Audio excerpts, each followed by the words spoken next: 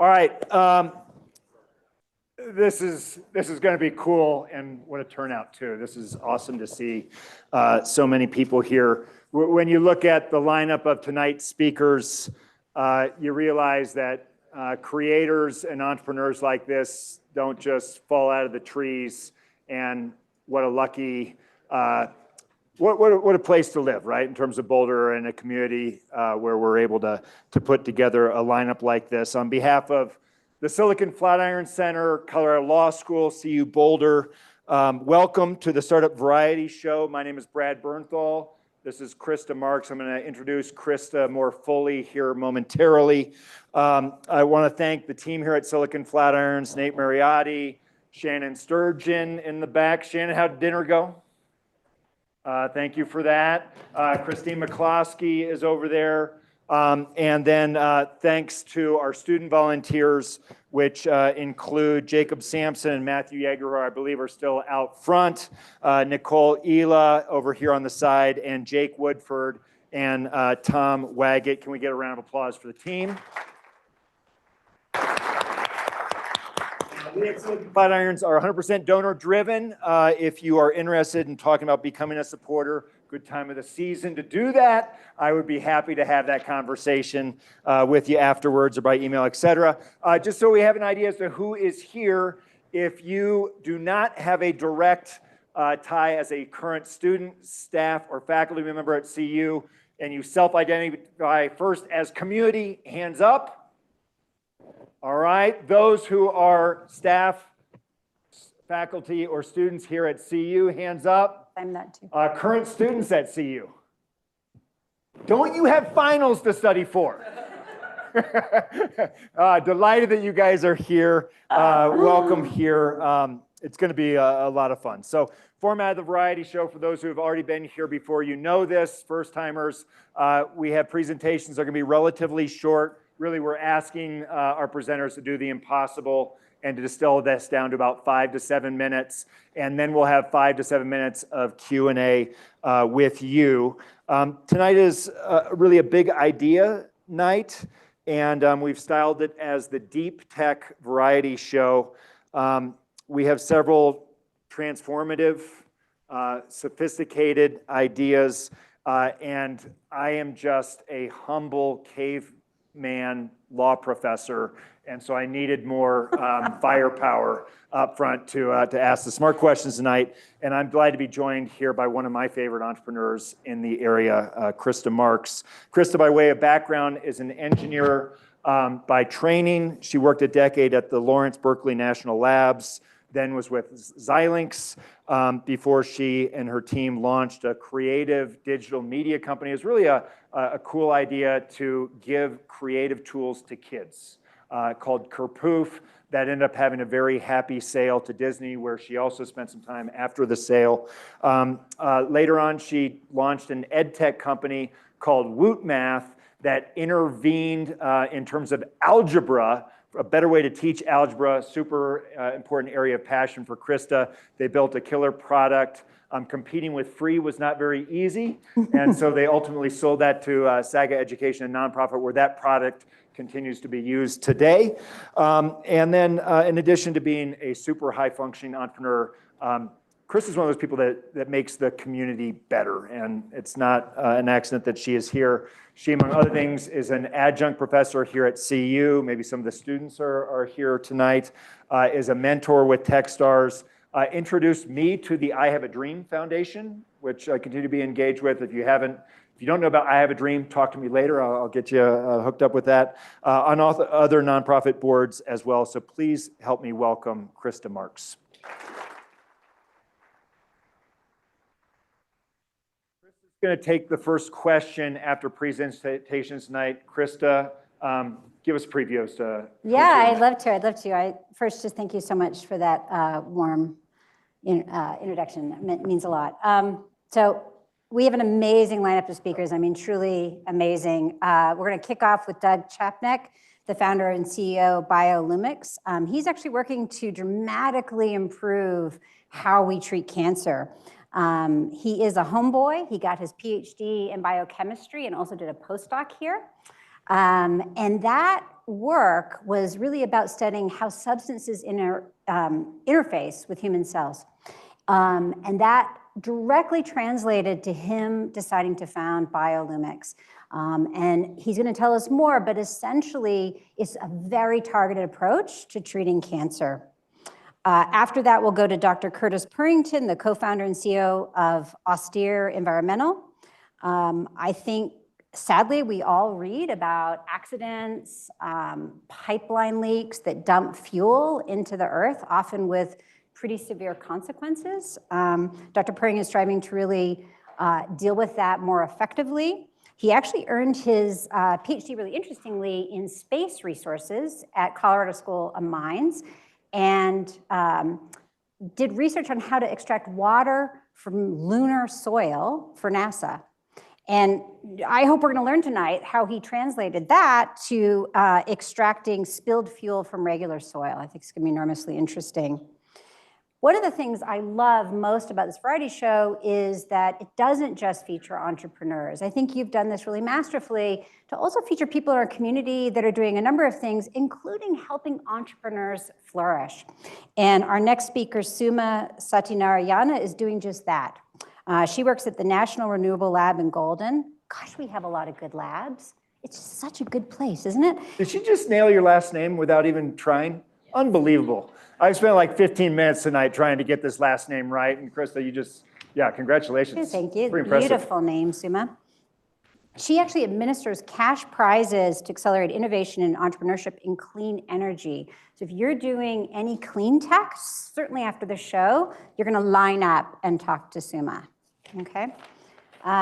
We're then going to go to Dan Faber, the CEO and founder of Orbit Fab, who has a mission to create a sustainable refueling service for satellites.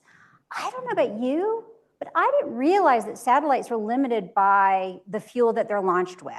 So they're launched, they have some fuel, the fuel runs out, and even though it's a perfectly good satellite, they're defunct. Who knew it? So what's so fascinating is Dan has created some novel innovation around how to, which sounds so non-trivial to me, to deliver fuel in zero gravity. So literally, he is going to make satellites be reusable. It's quite a significant thing. I couldn't be more excited to hear from it. The other thing is, I know everybody in this room, because you are my people, are deeply interested in AI, but also struggle to know the state of the art. I don't know, I feel like I'm desperate to know more, and I struggle to find that.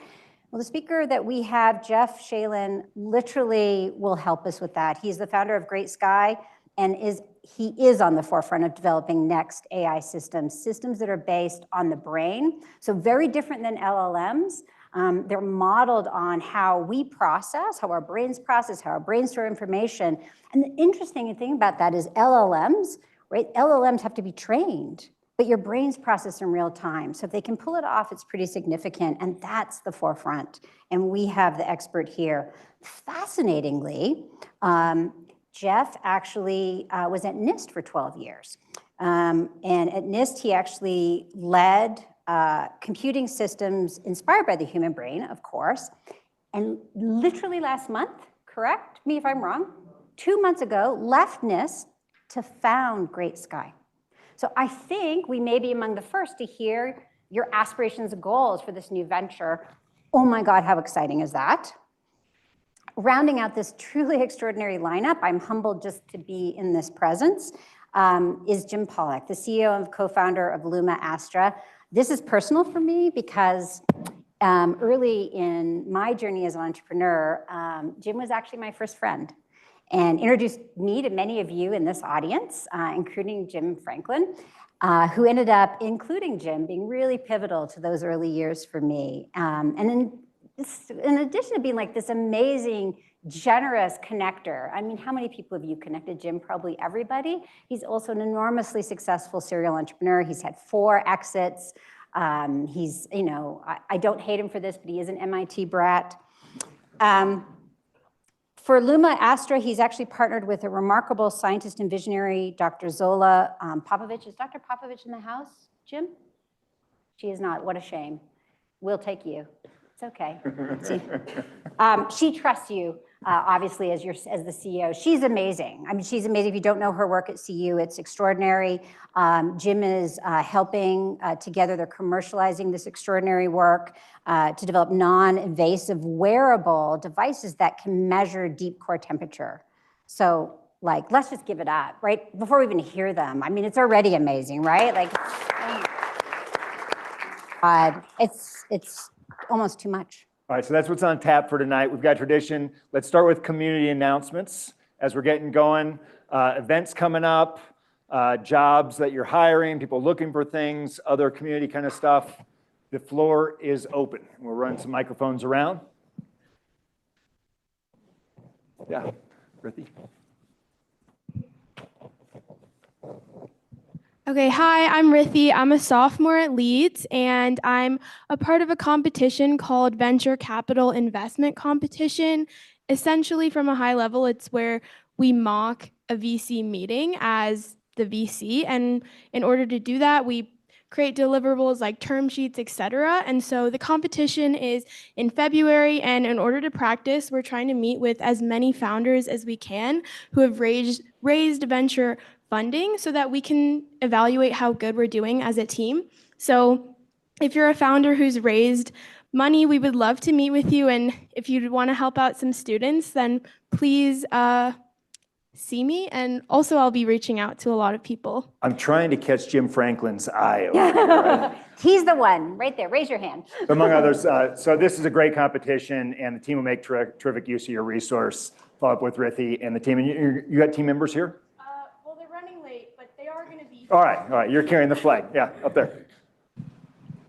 Hey guys, I'm Sam Goodman. I work with, not in, but with the CU Innovation Entrepreneur Center here at CU Boulder. I'm putting together a program next spring in May for CU Boulder students to go to Japan and collaborate with the University of Nagoya to create a startup concept using AI, VR, or AR against aging society or population collapse that's facing Japan right now. It's a 15-day program available to all CU Boulder students, actually any CU student, not just on Boulder campus. Interested in finding more? I think information will be coming out, or just find me after this event. Thank you. Sounds cool. Sign me up. Other events coming up? I know we're heading to the holidays. People looking to hire? Bryn. Hey folks, I'm Bryn Reese. I'm with CU Boulder and a group called Venture Partners. Deep tech is what we do. So I think everybody here has some interest in deep tech, and you probably also really enjoy coming together as a community. And if you really like that, we're looking for an events lead. So throughout the year, we host pitch competitions, investor showcases, corporate partnership days, entrepreneurship workshops, and we really need somebody to help us launch those. So we're hiring an events manager. That posting is up now on the CU job site, or you can talk to me afterwards. And I'll preview that Bryn is going to be the featured guest for an Entrepreneurs Unplugged discussion this April or March? March. So look for that coming up soon. Tonight's first presenter is founder and CEO of BioLoomics. It was introduced to me through Bill Barrett. Is Bill here tonight? No, he's at a conference. Okay, well, thanks to Bill for doing that. Big ups to him. BioLoomics is building better antibodies through the use of artificial intelligence, imaging, and robotic cell picking. Please help me welcome Doug Chapnick. Doug. Thanks, everybody. Just like Krista said, I've never been described as a homeboy, but yeah, I've been here for a long time. So I came out of CU two times over, really. So my company, BioLoomics, it founded in 2019. And ever since then, we've been sort of building piece by piece by piece. So I've got good insight on how to build a company kind of organically here in Colorado. So afterwards, if you're interested, come find me and I can describe more and we can have a discussion. But our goal is to basically make safer, better cancer drugs by combining things that you know, these toxic molecules we call chemotherapy, with other things that you know, antibodies. And so normally those two things are separate. This is the BioLoomics team. So we're kind of dispersed a little bit around the United States. About 11 of us are here in Colorado in the Boulder facility, which is now the biotech sector in Boulder. We're backed by a slew of VC. We raised $10 million to date. And we also have some really key high players in pharma that have brought drugs that you know all the way through the clinic. So these people have been there and done that. One of them, Nick Saccomano, is probably the most experienced drug developer here in Colorado. So a lot of people are on board to achieve this goal that we're after. And it is an impossible feat to do a 5-minute thing, so I'm going to move slightly fast.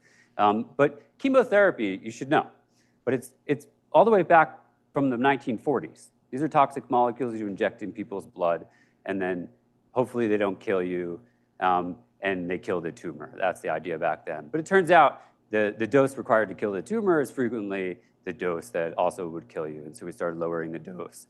And so that was not really that great, but it is our best drug set right now. That's the sad truth about the state of the field, is our oldest drugs are actually the most used ones right now.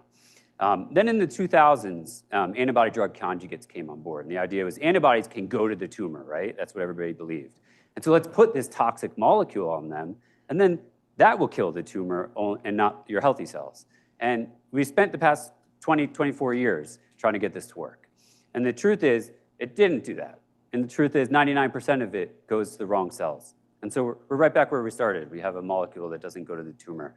And we do have some success. It's not that everybody's going to die if they get cancer diagnosis right now. But we're making incremental advances, and we need to make giant advances. And so that's what BioLoomics is trying to do.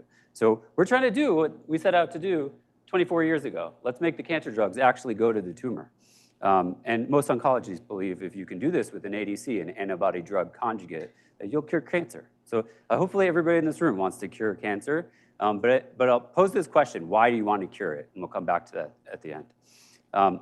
So really simply, we try to make these drugs that we build, so these Y-shaped molecules with toxins on them, we try to make them enter cancer cells faster. And that's the idea. If we can get influx, we can feed the cancer cell the toxic compound and not the healthy cells.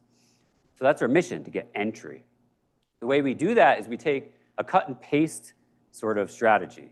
So we take the molecules that are out there that have not done so well. These are just ADCs. They're not our innovation. They're antibodies with a toxin on them.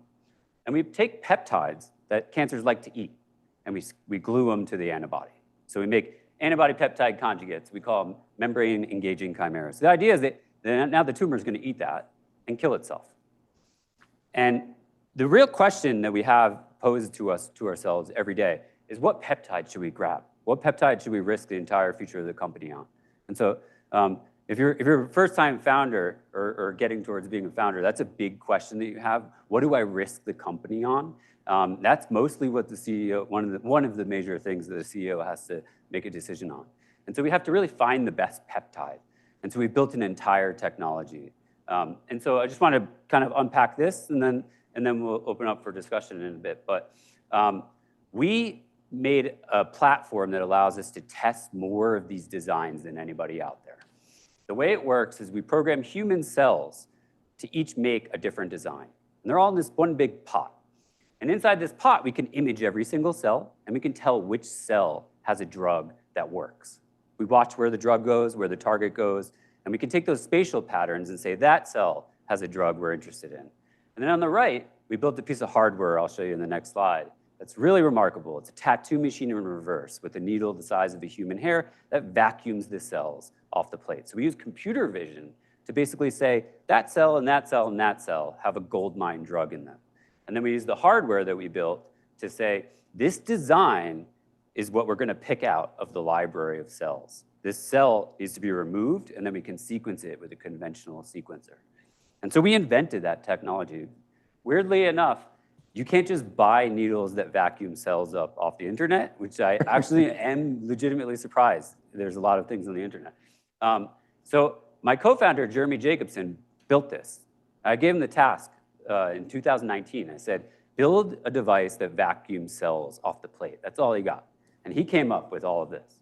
He came up with this idea that you do computer vision and you find the right cell. based on what it's, you know, we have students or members of our team train this AI model, and then the AI model can be scalable. And then he built the device here on the right. It's a little hard to see. That's kind of on purpose. But it's a needle that we make. So we make the smallest stainless steel needle. You can't even buy them. We have to stretch them and hone them and all this stuff. So we make the needles. They're attached to a device that vacuums 1 cell's volume or 10 cells volume, which is picoliters in volume. And it sucks cells off the plate. And so down here on the right is a picture of what it looks like when it does its job. There's cells in a big array. That's like 80,000 cells in a picture. They're all fluorescent. That's why they're green. And the picker goes in and it just vacuums up all these cells. And so we made Swiss cheese. That's just a demo. And then it can squirt all the cells out into the right. Those are the collected cells, and we sequence them. Those are all the drug designs that work inside those cells. So we're pointing all this tech towards 2 areas. We want to cure liver cancer and ovarian cancer. And the reason is because the people who have tried to do this with this antibody drug conjugate approach have failed. So it's a good place for us to say we've made antibody drug conjugates better. People need the drugs. We don't have, our best drugs out there for these people are traditional chemo. So we're up against the 1940s drug. But that's what we've been up against the whole time. So it's time for something better. And so the evidence that we have, and this takes a while to unpack, is that the reason we've failed is that those drugs don't enter the cells, and that's what we can solve. So I'll close out with this one question that I pose. Why do we cure cancer? And we ask ourselves this a lot, like, why are we doing what we're doing? Of course, a lot of people would say, well, yeah, you want to cure cancer because you want to save lives. And I think a lot of people say that. But why?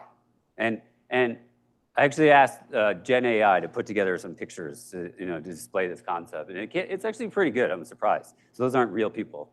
Those are amalgamations. But pain propagates when we have cancer and we can't do anything about it. Those people die. They have the experience, the near-death experience. They don't move forward. They don't learn from it. They don't have the opportunity to do that. They just die. And then the pain in the family experiencing that, it propagates through our society. But if we can save lives, I think there's something bigger than saving lives that happens next. Life lessons are passed on. Those people have their near-death experience, and the first thing they do, and this is widely known, is that they go out and they change the way they live their lives for the better. They care more about people, they care more about passing on knowledge, they have new leaves on life, and they want to make more impact in the world around them. And so I think this is where I'm at. And I used to say, maybe 5 years ago when I started BioLoomics, I cared about saving lives. Now I actually care about what happens after that, that our world changes around us, that the opportunities to do things that have nothing to do with science increase too. And so with that, I'll say thank you for having me. And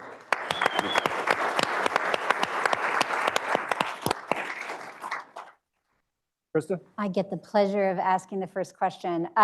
So you had me. We can use spatial vision. We can see which cells kind of are being changed. We pick them out. Yep. And then what? We look and see if those are peptides we should. So they're the intact drug and everything. Yeah. And then so what does the company do? Like what do you pick them out and then what? 5-minute talk, there's no way I know. that. But could you just give me like a tiny little bit more? Yeah. So then we do something little more traditional. We make the drug. Something that looks like a Pfizer. We make the drug, we put the toxin on, we put it on human cells in bigger batches across cells that were derived from the tumors we're trying to cure. Okay. And panels of healthy cells. And we ask, do they kill them? Do they not kill them? We look for specific targeting to those cells. Then we go into mice, which we just did. So we're in mice. We're getting close to like saying we have a drug. Well, that's my follow-up question, actually. How many, I think it's called assets, but how much evidence do you have in mice that this works? So talk to me in, let's see, second week of February. They're actually pretty long experiments. Oh, interesting. So you're right in the thick of it. Yeah, oh yeah. Right thick. Yeah. And I got the feeling that, like you said, I got to bet the company on the right peptide. Yeah. Does the picking make you feel more certain that you got a handle on the right peptide? Yeah. In a simple, but very, yeah. So you need the mice data. Everything sort of like is increasing your odds and then getting this readout and then being able to go back and learn from that. So we're at a stage where we have essentially 2 totally different peptides. So we have 2 shots on goal here. And we know what to do if either one of them works a little bit. So we've sort of lined up a whole library of peptides behind them that we can do rapid If you're running experiments. mice, if those go great, boom. If they don't go great, you have a plan B. Yeah, that's the story. I mean, Yeah. it's a dog-eat-dog world in the pharma industry. You could, if your drug doesn't work, you're done.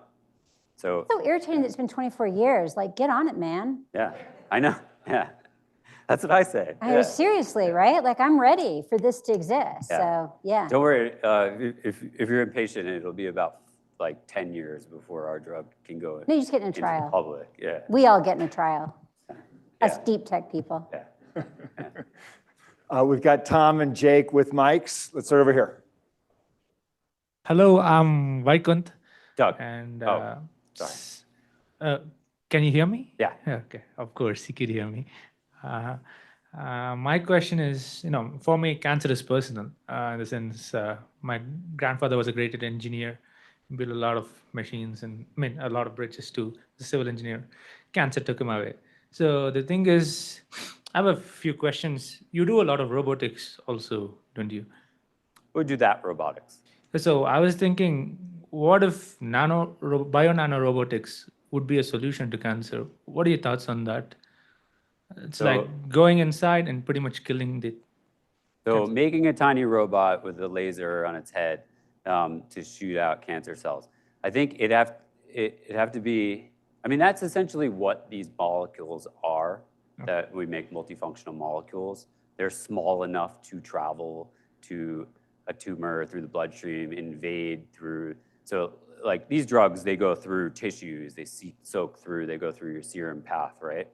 A nanorobot would have to be the size to do that, would have to be the size of an antibody. Any bigger than that, and the liver will take it out. Any bigger than that, it can't get into the tissues. So you run into this sort of size problem with that solution. And we would talk about all these different ways science could go after cancer. I mean, I could be wrong, but I think it have to be a very, very small molecule. The robot's actually just a drug in that sense. And so that's just, put a couple more peptides on it and a couple hinges, right? And so that's where I'm at. I think that could work for skin cancer, areas where you don't need to get in the nooks and crannies and where you don't have to be so small.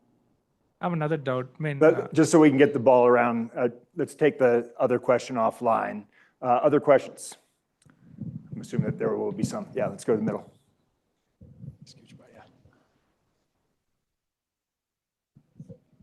Hello, my Sonia? question, Hey, Sonia. hi Brad.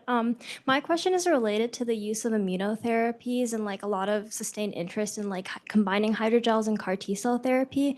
So how do you see the research that you're doing currently translate to those efforts that may come out in the next 10 to 15 to 20 to 30 years? Yeah, good question. So I mean, we competitive landscape is a big deal in pharma. So we're up against CAR T for sure. CAR T has problems of, takes a long time to make the cell. So that's basically CAR T, for those who don't know, aren't in the know on CAR T.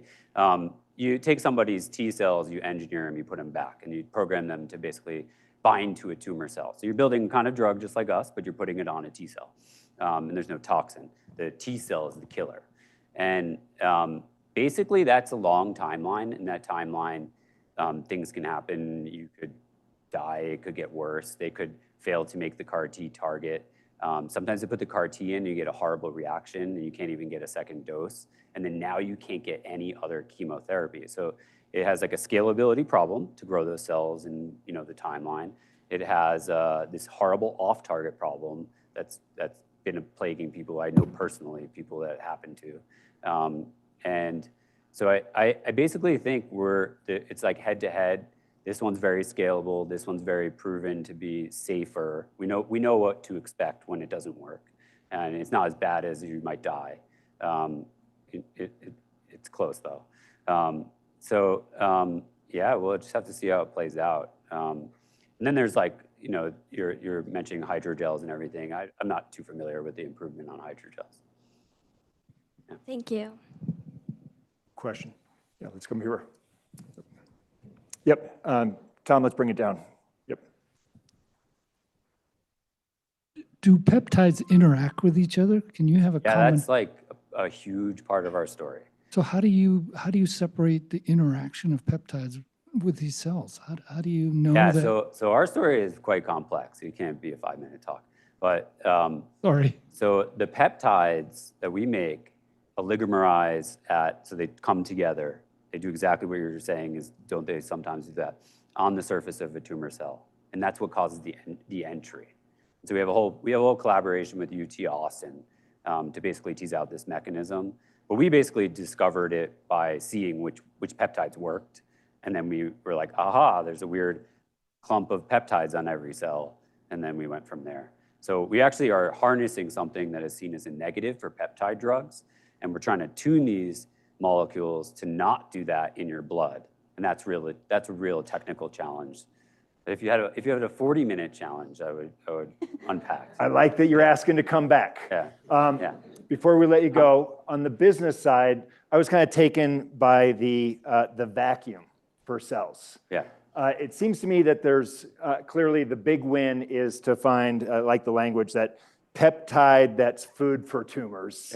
Yeah. That's the big win. But is there a picks and shovels business type here with the vacuum itself that could be useful and sell into the market? There's always everything that we do that works, like at BioLoomics, it's always tempting to do a vertical off of. And I think right now we want to save lives, cure cancer, and those are huge value assets that trump everything that could be a vertical asset here. So if we run into tough times, you can find a picker on the internet. I think I saw Dave Parkhill. Is Dave back there? Dave, you can disabuse me if I get this wrong, but I think when you were here, you said that you believe that during our lifetime, cancer is likely to become a manageable chronic condition. Did I overstate that? No. You agree with that? So is that implying you won't, the death part will disappear? Dave, you can speak for yourself. I just thought that was interesting. Not completely, no, but we are moving in that direction for sure. Oh yeah, I think a lot of changes. I mean, I'm a big believer in what we're doing. I think we're targeting 2 types of cancers. I know a couple companies that I think are doing something really, really different that might really work. Work with leaps and bounds, not incremental. So yeah, I mean, I agree with it. This is great. Please help me thank Doug. Doug, thanks so much for being here. Suma, if you want to come up. Our next presenter, it's really special to have this person back on campus from my vantage point. In addition to being at the labs, as Krista alluded to, and promoting that connection, she was in the classroom last year. For those who are taking the venture capital exam on Monday, you might want to talk to Suma, see if you can get her outline. But now she's running the innovation-related prizes at NREL. Please help me welcome back Suma Satya. I knew it. Hang on, I'm gonna get it. Sathyanarayana. Awesome. Hey, thanks. You got it right.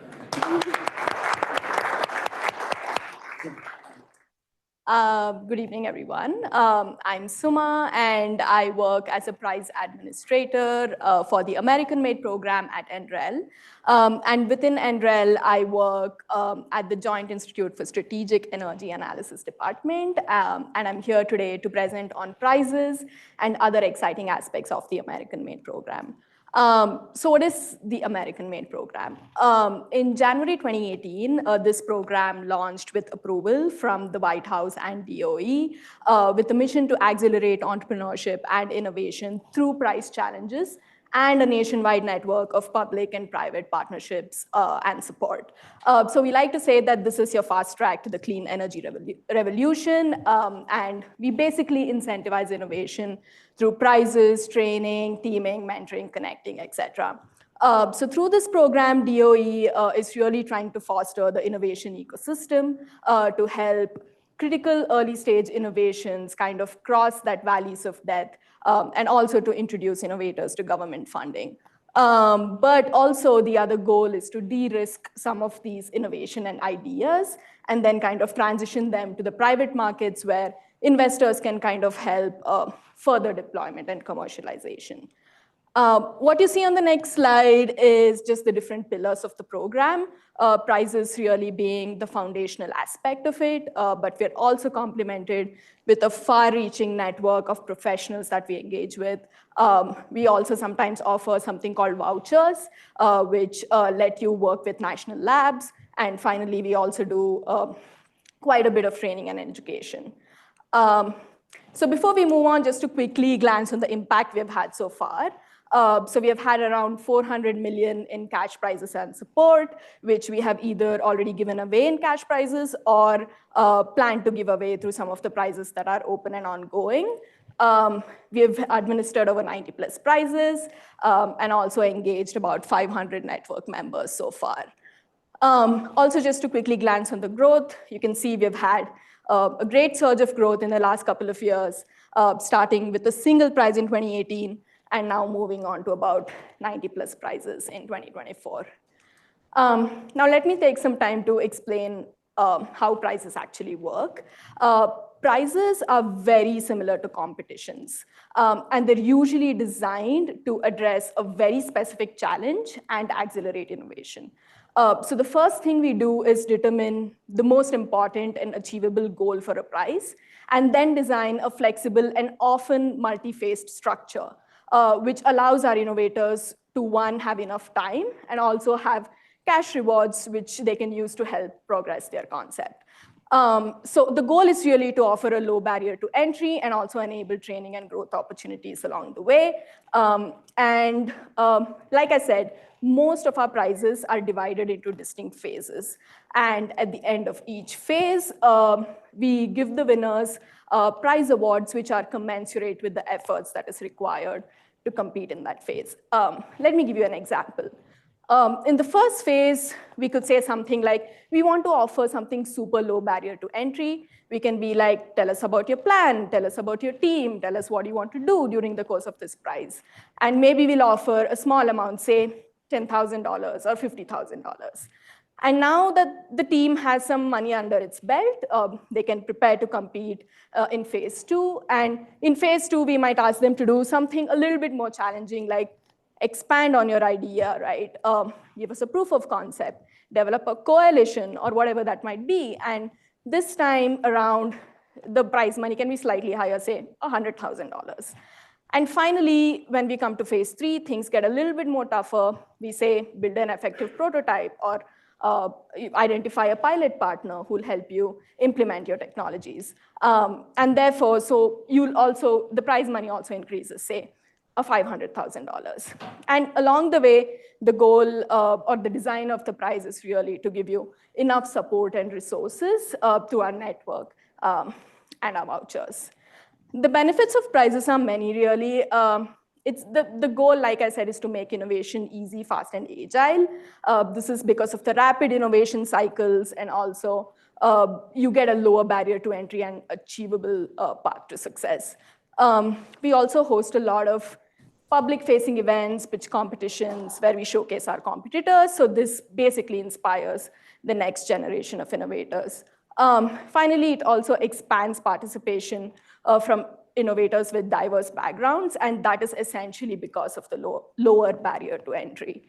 And it also provides opportunities for the competitors to leverage government investment to maybe like build a new company or like expand jobs, design a solution, and basically position themselves as a qualified individual or organization for further DOE funding or even private investment.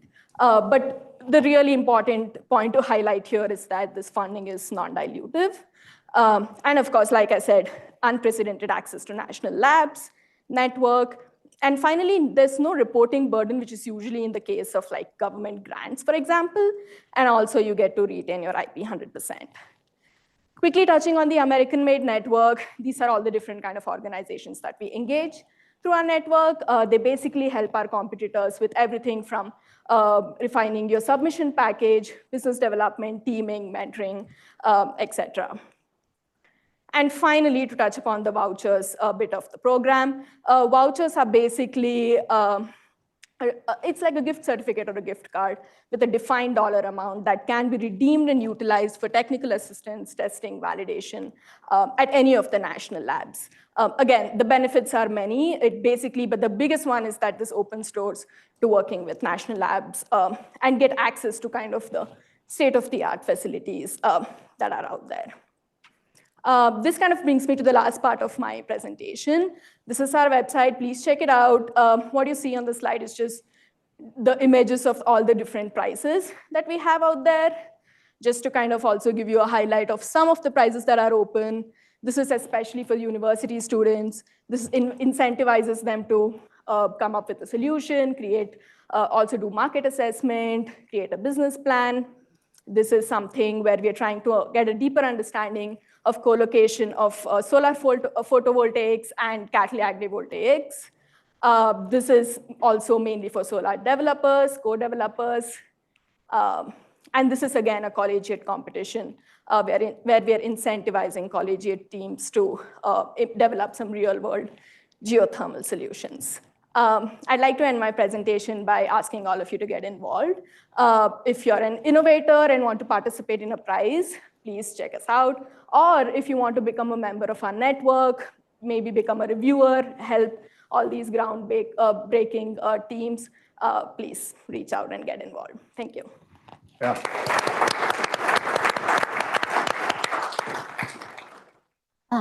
I want to ask some technical questions about the program. So I've been funded in my companies by NSF, SBIR Phase 1, Phase 2, a couple of those. And there was actually pretty heavy reporting requirements. Is it really, I saw no reporting and I like lit up. Yep. Even for like your Phase 1, 2, 3? Yes. Yes. If it's just a prize, absolutely no reporting requirement. But the one that you mentioned, right? If you have some kind of a grant, some of our prizes say in the final stage, we'll have something like a cooperative agreement, where that is more like a grant. So only that time at the final stage. The 500K, the kind of Phase 3 500K. But if it's just a prize, plain, clean prize, absolutely no reporting requirements. The Department of Ed also runs an SBIR program. Is this separate from American Made? Is it a different program? I'm not very sure, but so the American Made program is mainly run by all the different offices within DOE. Okay. Yes, so it could be the solar office or the geothermal office. So it's kind of very specific to each prize. And I caught that Phase 2 was like 100,000. Did you say Phase 1 was 50K?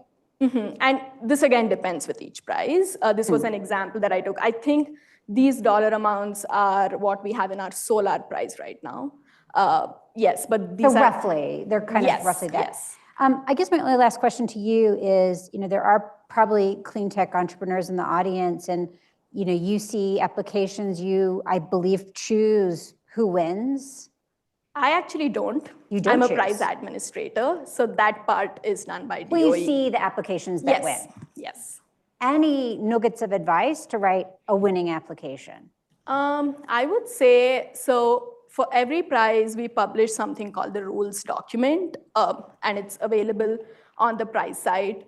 We try to be as clear as possible, but what we also do is host informational webinars. Every prize has this, where we meet up with potential participants and exactly explain to them what we are looking for.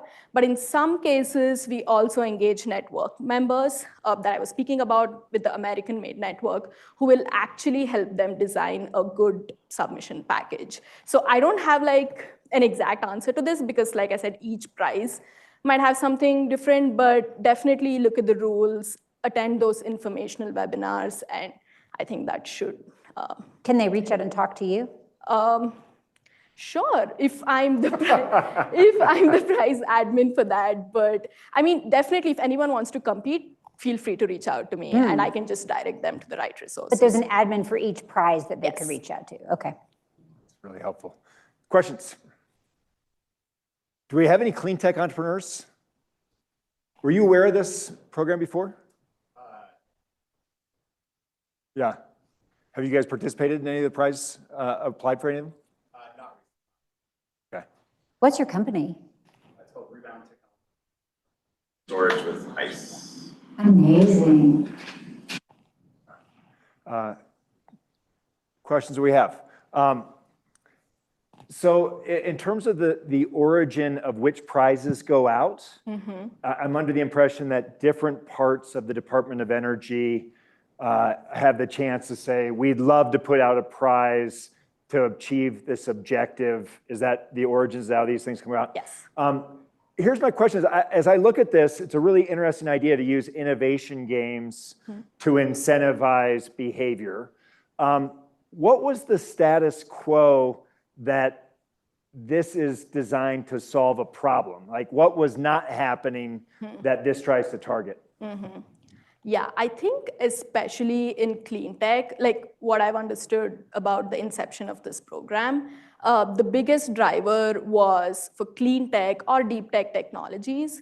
It's really hard for the innovators or startups to kind of cross that valley of death, so to say, right? So I think what we were seeing is that most technologies don't even end up reaching that early stages of, so we are like super early stage, right? Like in terms of like VC terminology, pre-seed, maybe even before pre-seed, right? So that's, I think, the biggest motivation. That was not happening. Like most clean tech technologies were not even reaching those really early stages of commercialization, just because of the nature of it. And lack of access, also, like high capital requirements in some cases, and some prizes are specifically designed to make that work. Do we have a botanical metaphor for pre-seed funding? Do we have that out there somewhere? If not, well, can we put an innovation challenge out around a name for pre-seed funding? Absolutely. All right, we got it. Please help us thank Suma. That was great. Thanks, Suma. All right, Dan, if you want to come on up. The next presenter and I connected on Monday night. I think if you guys are not already familiar with Orbit Fab, you're in for a real treat. Dan, I think I've got this right. You guys started originally out in the Valley, and then moved to Lafayette. One of the questions I asked is, would you do it again? And without missing a beat, he was like, absolutely. And among other things, so I think he's going to talk about Orbit Fab's company and business plan, but they got a pretty good deal out in Lafayette on, is it 60,000 square feet? And so in addition to building the company, it's become sort of an incubator for space startups as well. Really delighted to have him here. As you know, they're a gas station for space. Please help me welcome Daniel Faber. Daniel? Very much. And Scott, where are you? No? I met someone outside who's actually got a company that's in our space. We had 60,000 square feet. Oh, Scott Palo. Yeah, so Scott Professor Palo. here. Yeah, Scott Palo's here. Yeah. Scott's got Blue Cube Lasercom. Yeah, we got 10 companies in there. If anyone wants to start a space company and wants a space, let me know. On the other hand, and something we were talking about Monday, if anybody wants to run an incubator, we accidentally have 10 companies in the building, and I'm trying to give it away because I want to be known for this, not for starting an incubator, but the potential is huge. So talk to me about that later. Well, you had an opportunity for community announcements to say you were hiring. So this should have done that. Yeah. Anyway. Okay, there we go. There was a community announcement. Let me talk about this. So 25 years ago, you could probably tell by the accent, grew up in Australia, was in undergrad thinking, what am I going to do that's useful to the world? And I realized if we get humans off Earth, it's probably the most beneficial thing since we crawled out of the ocean. And it's probably a fun career. So I wrote down a list of industries that could possibly pay for the first permanent jobs in space. It was a pretty short list. Started chipping away at that, built a dozen satellites, then started building companies, and realized that when I sold the third company, we're talking with folks about the huge paradigm shift from rockets having become reusable, and started talking about how do we make the satellites reusable? And the only consumable on a satellite is fuel. And how do I make, beautiful. The only consumable on a satellite is fuel. Otherwise, they run off electricity, they run all electronics off that. But you need fuel for satellites. Who's engineers in the room? Aerospace engineers? A couple today. So some of you know satellites need fuel. You can't move anywhere. If you put a Tesla up, you just spin the wheels all day. There's nothing to push against. So you've got to bring the Earth with you to push against. That's the fuel. Propellant's probably a better word. Even to stay still, because there's nothing to grab on, just keeps drifting away. You've got to use fuel to put it back where it's supposed to be. If you want to go anywhere interesting, if you want to interact satellites together, you have to have fuel. And once it runs out, you're done, right? You can't avoid debris. You can't stay coordinated with everybody else. You can't stay above like the people you're trying to help on the ground or anything. You have to get rid of it. In fact, by law, you have to get rid of that satellite because otherwise it's just uncontrolled debris. And so 85% of satellites, we found out, get thrown away even though the transponders are working. They've got customers. They're generating sometimes tens of millions of dollars a year, and they throw them away because they've run out of fuel. It's kind of crazy. But this is how it's been for decades now. Right? We refuel cars and boats and planes and even rockets. The satellites are worth more than all of those assets, and we throw them away. It's costly, it's inefficient, it seems kind of dumb. But we're in this position because previously we hadn't had the robotics to be able to bring satellites together. There's now been billions of dollars invested in self-driving cars. You can apply that to make self-driving satellites. That's allowed people to think about that new paradigm, because the whole idea of refueling satellites is 40 years old. Right? The only things that have been refueled, though, have been space stations. But NASA and DARPA had run some missions, and we learned how to accidentally bump satellites together, learned a lot from that, learned how to do the docking correctly now. When we were starting to look at Orbit Fab and this idea that we might refuel satellites, there were 6 or 7 companies working on what are called tow trucks in orbit, towing satellites between orbits, deorbiting, grabbing the junk and deorbiting it if it's lost control or run out of fuel, grabbing onto satellites and taking over the thruster function when the tanks are empty, and being a jetpack to move satellites around. But still, there was no one talking about refueling. So we said, great, let's just do that. Let's go talk to the industry. And this is absolutely shocking. We asked folks, what's the marginal revenue you could get if I give you an extra 1 kilogram of fuel? The answer was $1 million. Again and again and again, I heard $1 million. You can see some of the numbers, right? It's staggering. The opportunity here is huge. It's $1 million because you're on 2 exponentials. The first is the cost of capital. You've got to put all the money in up front, and 5, 10, 15 years later. But also, you've got to drag the fuel around. Imagine buying a car with 10 years worth of fuel. Most of the fuel gets used dragging the fuel.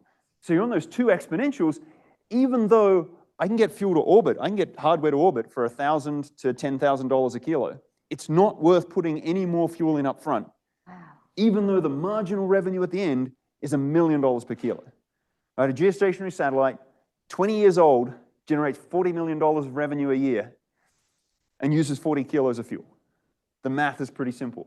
If I can run just-in-time logistics here, launching it for $1,000 to $10,000 a kilo, I've got 2 or 3 orders of magnitude arbitrage on a $10 billion market. Blew me away. So the fascinating thing, though, when we started really talking to the people who are now like, this is the SpaceX effect, the solid line's real. I've got to extend it to this year. The solid line's real. The reusable rockets have dropped the cost of doing things in orbit. And now there are constellations of 10 to hundreds of thousands of satellites. We talked to the chief of supply chain of OneWeb, one of these big constellations. Their plan is every 5 years they'll replace the entire constellation. They'll build a custom, tightly integrated satellite design, a factory to churn out those satellites, and then buy hundreds of rocket launchers to put them in orbit. They spend $5 billion every 5 years. We gave the guy our sort of, here's what we might charge for fuel kind of numbers, and we told him about what the satellite servicing folks are doing, because these tow trucks are all about customers, of course, and how you might replace payloads. He came back and said, if you can nail this, you could build a cell phone tower in orbit that I can just put transponders on like we do on Earth. There's millions of cell phone towers on Earth. I could do an upgrade in a year for $500 million. Factor 10 cheaper and factor 5 faster. That means that the cost of doing telecoms in orbit drops to the point where the $2.7 trillion global telecoms industry will just move to space. And our market goes from 10 billion to 100 billion, which is kind of nice too. And then we talked to the military folks, and you can see their numbers. They published that it was $800,000 a kilo was the value just for delaying asset replacement for Space Force. Space Force was set up a year or 2 after Orbit Fab because they'd realized that space is now a contested environment, and it's not about extending the life of assets. It's about prevailing in conflict. I can outmaneuver somebody with my satellite today, and then I'm a sitting duck tomorrow. They're now desperate to get resilience, mobility, and be able to prevail in the next conflict because the Russians and Chinese are poking our satellites. They're chasing our satellites and running them out of fuel, and they know we can dodge 10 cannonballs, so they have 11 cannonballs, right? Without fuel, we're sitting ducks. That's helped us overcome some of the biggest challenges. So there were still, however, several impossible things we needed to believe. Here are the three big ones. First, we had to build an interface. How do you actually bring two satellites together and refuel them? We then had to get it adopted in an industry that's typically incredibly conservative. And we had to survive the chasm where we could build all of this and think how bad this business model is. I invest in this tech, right? And I got to build robotics, I got to put it in orbit, I got to test the whole thing. It's going to cost me tens of millions of dollars. Traditional aerospace will tell you hundreds of millions of dollars. And then I got to convince everybody to buy it and shift that paradigm. And then they buy a gas cap and they wait until they're out of fuel. And 5 years later, that's really my chasm. They finally buy fuel. How in the world do you bridge that? So we put together a pretty awesome team. Adam used to sell rockets that landed on their tail before anybody believed that was possible. He ran government BD for SpaceX. These folks that did like some of the biggest national security missions, some of the most innovative commercial missions, a whole bunch of the related tech. And we went out there and said, all right, let's try and do it. How do we bridge the gap? Well, the government's prepared to pay up front for fuel. And the commercial folks want to lock in their price of fuel and make sure we'll deliver, so we'll sign contracts that they're take or pay contracts. They will pay us even if they're not ready to deliver. Like if they're not there to receive it, they've still got to pay us because we're sinking a lot of money into this. And then we can debt finance against those contracts. So we put all that together into a business model and managed to get it right. So here's sort of the interfaces. You've got the gas cap on the customer satellite. Grip, or the rafty is what we call the gas cap. Grip is our nozzle side that grabs onto that. Whoops. And we have a little fuel shuttle that moves fuel backwards and forwards, and we just launch big tanks of fuel, and it can grab it and move it and stays in orbit and gets reused. No robot arms, direct docking. That was a critical part. And figuring out how these satellites are going to interact, where you've got the plasma environment is affected by the presence of a satellite. The electrostatics, the thermal, the lighting reflections, everything changes when you try and bring two satellites together. It's a hellish systems problem. And then you've got to grab it and the forces as everything tries to move, and you're pumping fuel and the thermodynamics. It's kind of fun. So we tested this. We flew to the space station a couple of times, became the first private company to resupply the space station with water. We then flew the first depot, which had our gas cap on it. And then we've been doing a bunch of tests with Air Force Research Lab, Navy Research Lab, a whole bunch of primes. You might have seen Northrop Grumman and Lockheed Martin ended up investing in us. So we're on contract now with the government to deliver fuel in 2025 or 2026. Here's what the hardware looks like. Whoops. Here we go. It's been accepted by Space Force for inclusion on some of the biggest national security assets, ready to go. We're kind of leading this. Yeah, you don't want that. What we're building here, though, is not just the propellant supply. We're building the industrial chemical supply chain in orbit, focused on storage and delivery of fuel.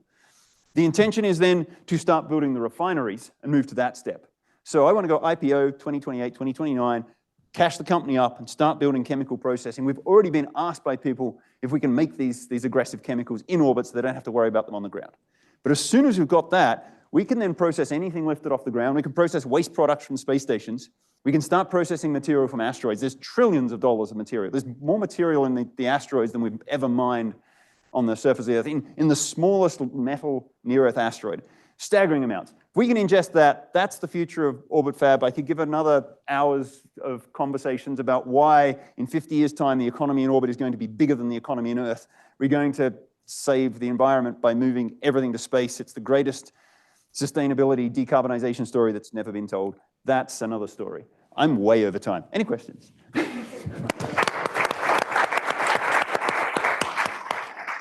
Chris is going to take the first question, but we've got a couple of student ringers who are part of the student group here. I'm going to tee up after Krista. Okay, I won't take too much time, but that's hard. I hope I can grab you for coffee some other time. I have like a billion questions. You glossed over something that I want to come back to, which is this company was started in 2018. Yep. And I believe you delivered water to the International Space Station in 2019. Correct. How do you pull that off in a freaking year? Oh, and so we launched a tank with 3 gallons of water, and then another one which, like, eventually you might be able to launch with an empty tank because you've got an expensive satellite. You want to put it on the next available launch vehicle. You'll pay top dollar to get it to orbit. Yeah. We can put the fuel up, like, and run logistics and get the cost of that lower. So don't launch with fuel in it. Save your money. In fact, launch with a stowed tank. So we tested a stowed tank, which you could then inflate, and water and pumped it back and forth. NASA said, you got 3 gallons of water, you could drown an astronaut. Because if it gets out on their face, you can't wipe it away because surface tension just wraps it back. It's the strongest force. It won't drain. You can't yell for help. You're under an inch of water. So they said, this is going to take you 2 years because it's a catastrophic level hazard. Yeah. And then we talked them through and said, we're going to pump the water into the International Space Station. They went, if you overpressurize the water bus and it springs a leak everywhere, we're going to have to evacuate our $150 billion space station. It's a catastrophic level hazard. It's going to take you 2 years. So we did it in 4 months. Because we had to, right? We just went ahead and built the thing and paid a lot of attention to what everyone was telling us and made a lot of friends.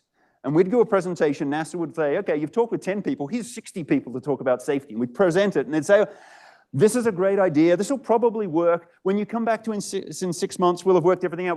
We told them, you don't understand, this is the CDR and we've already cut half of the metal. And they went, oh, well, I guess that works. And I kind of like you, and it doesn't match the rules and requirements, but it's going to be safe, so I'll sign you a waiver. And we did that again and again and again and again until we got to orbit. Now, we took the risk. If they had said this won't work, we had to start again from scratch. We took that risk and we won because we got inside their heads and understood what those requirements actually were. So the first depot, see if I can get there. So this was 4 months. It ended up taking 4.5 to ship that and get that up to the space station. This one, the first depot, was a 6-month development program. We booked a launch for 6 months' time, knowing it was going to take us 7 months. The launch was delayed by 2.5 months, and we were a month longer, so we won. The game is called Launch Chicken, and we played it to the hilt. But that got us, for less than $1 million, we got into orbit, we'd flown the gas cap, we then took it to Navy Research Lab and Air Force Research Lab and Lockheed and Northrop and said, you should put this on everything. And they said, hell no, that's crap. But here's a list of why, and you forced us to think about how we'd go about refueling. We got requirements, because we'd lived it, like we'd had the thing leak and everything else. We'd already redesigned it. 2 months later, we went back to them and said, here's your design that matches your requirements. They loved it, and we started winning contracts. The value of like getting a product and trying to get someone to buy it. They said it was crap, but we then turned the critics into champions. Amazing. It's a great story. So I mentioned we've got a couple ringers. Connor or Nicole, you guys want? So Connor was with Space Force before coming to CU Law. I'll give a shout out. We've got a student space society that has been really driving and well ahead of a lot of us at the law school in terms of space activity. Connor, over to you. Thank you. I'm curious to get your take on the current regulatory landscape, specifically for ICM technologies. Yep. And then based on that, do you foresee future headwinds or opportunities for OrbitFab? Yeah, everything's opportunities right now because everybody's realized that it needs to happen and the Chinese aren't stopping for anybody. A year and a half after we announced that we were going to do this, there was a photo of a Chinese space oil tanker at a conference in China. They're doing all of this stuff, and that causes the US to get out of everybody's way and start supporting it. And that's copied by all the Western nations. The recent suggested changes to the ITAR regulations, the International Trade in Arms regulations, don't let you export things easily that are on the US munitions list. All satellites used to be on that, then they carved it back a little. The latest changes would take collaborative docking off that list, which means our interface, which is now ITAR'd, would become non-ITAR'd, which helps us to do that. So that's good. But then getting this vague concept of on-orbit authority so that you can get your FCC license and your NOAA license for cameras and your FAA license to launch it, everyone will hold you up until 19 three-letter agencies have said, that's okay, that doesn't jeopardize national security, right? That is really hard to understand what they're going to think is a problem. And so hopefully there's going to be some streamlining as that as well. Definitely the incoming administration, and Elon's been railing against the FCC holding him up, or the FAA. So there may be some streamlining of that. At the end of the day, everybody's realized this is going to happen and it needs to happen. And if America doesn't get out of our way, then some other country is going to dominate it. And so those effectively create tailwinds. Yep. Other questions? Yeah, let's go back there and then we'll come up here. 2 more questions. Do most satellites use the same type of fuel, and what is it? Yeah, great question. So the US government mostly uses hydrazine, N2H4. It's ghastly, toxic, carcinogenic, explosive, decomposes in the presence of everything. It's pretty ghastly. But it's a great rocket fuel. Satellites love it. So that's the most common one here. Other folks are using electric propulsion propellant. Basically, you ionize xenon or krypton and accelerate it out the back to get higher fuel efficiency, which when you only ever have one tank of fuel, fuel efficiency is everything. So we're doing both. Most of our electric propulsion work is being done in the UK right now. So we're working on both of those. Last question. Yeah, I guess my question is a bit about marketing or some of the projections for the numbers here. I can visualize these 5,000, these orbits, these constellations that have 5,000 satellites in them, having planned obsolescence in them. So they don't necessarily want to refuel them because they want to swap out the technology in 5 years. So that could inflate your forecasts or not. How do you deal with planned obsolescence? Yeah, absolutely. So some folks want to operate large assets for a long time, and there's no replacement for aperture for some applications. Other folks say the technology curve matters more, and let's just throw them up. But that's where OneWeb was at, right? Replace the entire constellation of 1,000 and pushing tens of thousands of satellites every 5 years for a cost of $5 billion. You can do that if you want. But if I had a truss in orbit, if I had a cell phone tower in orbit, and you could just put transponders on it, and you could do it for 1/10 of the CapEx, everyone's going to move in that direction. So the answer is it needs another paradigm shift. So that's when our market starts expanding. So yeah, there's a lot more details to that and a lot more on the numbers. And got an investment round, come and talk to me if you want to see all the investment numbers, that'd be great. Or talk to Massive VCs, a local syndicate that are on our cap table. Shout out to Massive, they've been one of our best investors. But yeah, we get into all the details and all the numbers really, really deep. Again, I'd need another hour or two to go through it all. Yeah, it's a very good question though.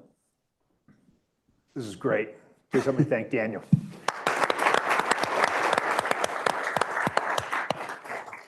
All right, our next guest is a physicist, undergrad from CU, did a PhD at Brown, as Krista alluded to, formerly with NIST, and truly is rethinking the future of computing and computation. Please help me welcome Jeff, CEO of Great Sky. Jeff?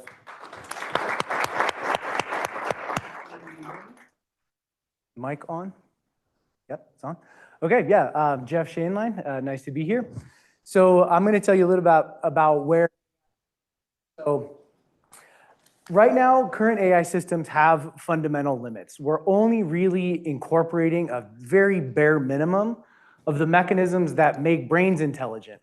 And we know from neuroscience that there's a lot more that we could harness. There's a lot more we could use to make these systems more intelligent. And people have known this for decades, and they've been trying. The problem is that silicon microelectronics, all the chips that are in your phones and your computers, are not well matched to the operations that make brains intelligent. And so at Great Sky, we're trying to rebuild AI from first principles to incorporate into the hardware those mechanisms that can make these systems more truly intelligent. So what does that mean? Well, a lot of the challenges faced by computing systems, especially when you get to large scale, have to do with communication.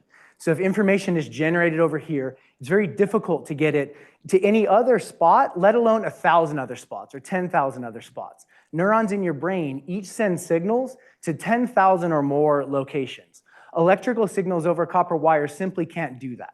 So one of the first principles of our company is that we are using light for communication. We build these artificial neurons, and when they need to send signals anywhere across massive networks, they make little pulses of light, and that overcomes the communication bottlenecks that are limiting the scaling of existing AI systems. So that's sort of conjecture number one. Let's use light for communication. It's the fastest thing in the universe, so you know you can't communicate faster than that. If you want to reach the energy efficiency limit of communication and you've chosen to use light for communication, the lowest light level you can send per communication event is a single photon, a single quantum of the electromagnetic field. So that's what we do. Each time a neuron needs to communicate to a downstream synapse, it sends one photon or on the order of one photon, maybe it's 5. And that's possible because at each of those synapses that receive that signal, you have a superconducting single photon detector. So a neuron produces a pulse of light, and that can go across a branching network of what are called waveguides, little wires for light. And at every single synapse that it's going to receive those photons, there's a single photon detector enabled by superconducting electronics. So that's basically conjecture number 2. Number 1, use light for communication. Number 2, do it at the single photon level. So you know you can't possibly be more energy efficient than that. And in order to do that well, you need to incorporate superconductors. Superconductors are materials. They're not like metals. They're not like semiconductors. They're another class of materials that can carry electrical current with no dissipation. That's extremely energy efficient. So once you've decided to use superconducting detectors, you also have an entire suite of electronic components based on a circuit element called Josephson junctions that allow you to do a completely different class of computations than you do with transistors. So silicon microelectronics, those are the chips in your phone, in your computer.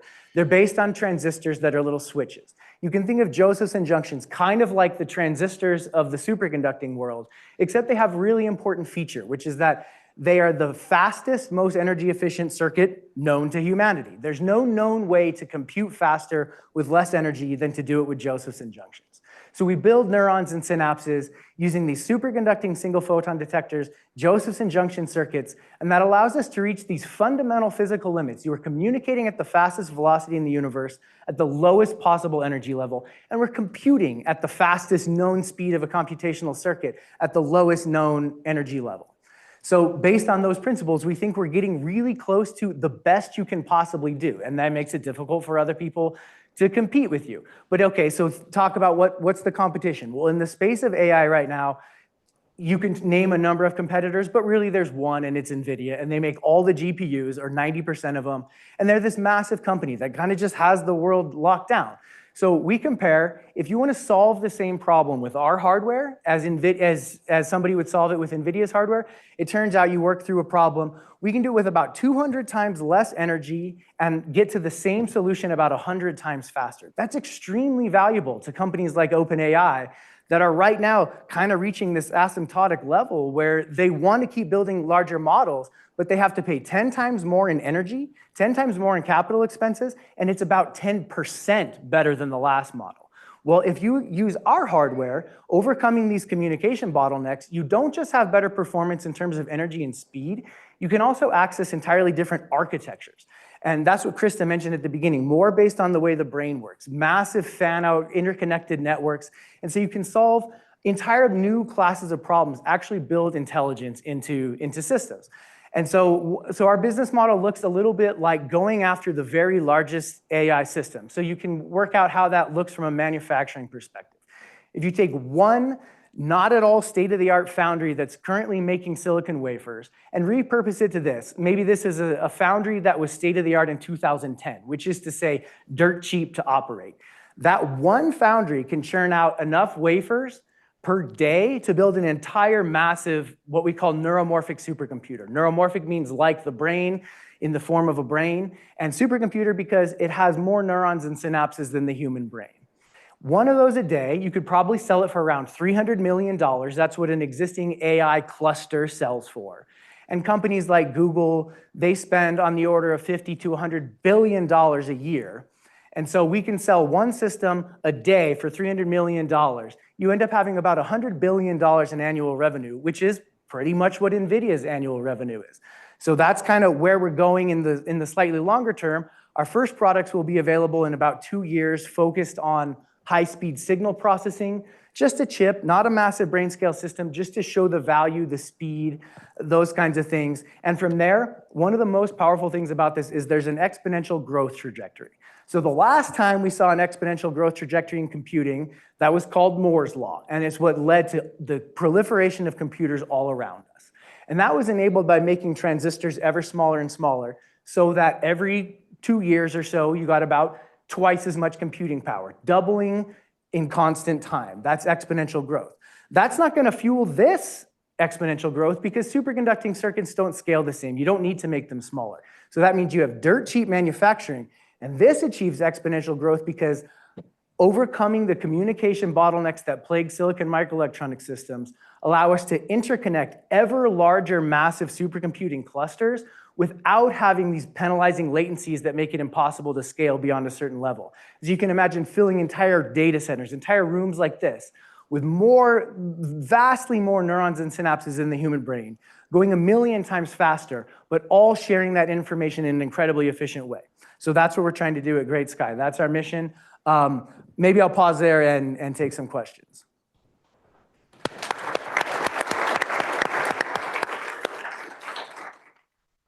So it's fascinating. So Great Sky, you want to be NVIDIA.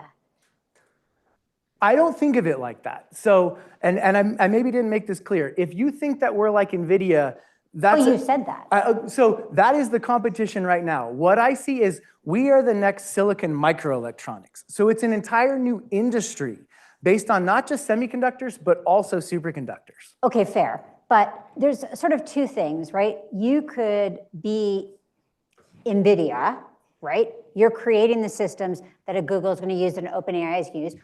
Or you could be OpenAI. Yes. You create a system and be it. And I wondered which you were doing. And it's both. Because with this new hardware comes vast new potential for new algorithms, architectures, all these things. And we can start where the algorithms already are, deep learning, transformer architectures, backpropagation algorithms. But why stop there? And since we have first access to the hardware, we know how it works. We have our entire software suite being built out right now in sort of established Python toolboxes. If we can do both of those, we're a platform company. We deliver end-to-end solutions to customers that buy our hardware and they buy our algorithms and they buy our entire solution to their problem. That's what we're going for. 2 months in, so I saw a we may have to video. pivot. I saw a video of you, and you made the comment. You were sort of pressed, like, what complex challenges do you think this can solve and help humanity, and blah blah. And you kind of made a claim that, which I think is fair in science, that it's also just interesting to understand how the brain works and to do it. This feels sort of different to me, which is that it's not just that, and perhaps there is some complex challenges, existential threats that and I'm curious, are there particular areas, domains that you're interested in? Yeah, that goes pretty deep. I mean, there's a lot. So when first personal computers came out, people thought that they weren't going to go anywhere, and now everybody has one in their pocket. So I think there's a potential that not too far in the future, these are in every home, and they're helping families think through their finances or career decisions or things like that. Maybe it gets that intertwined with society. Also, solutions that we hope to deliver, a company is trying to make very large strategic decisions. And right now, if you train a model, it's trained on the data it had up to the end training date, and then it goes into what's called inference mode, and it's not continuing to learn. With our architectures, it can continue to learn lifelong learning. So every single day, we hope to take all the new information from the internet and put it into the latest system. And so if a company, Google, comes to you and they say, we want your model to help us make decisions about strategy, given the recent events that happened yesterday, great, that's incorporated into the thinking that's occurring in our system. So that kind of thing really doesn't exist right now, and it would be great. And then long-term— Those are expensive because of energy.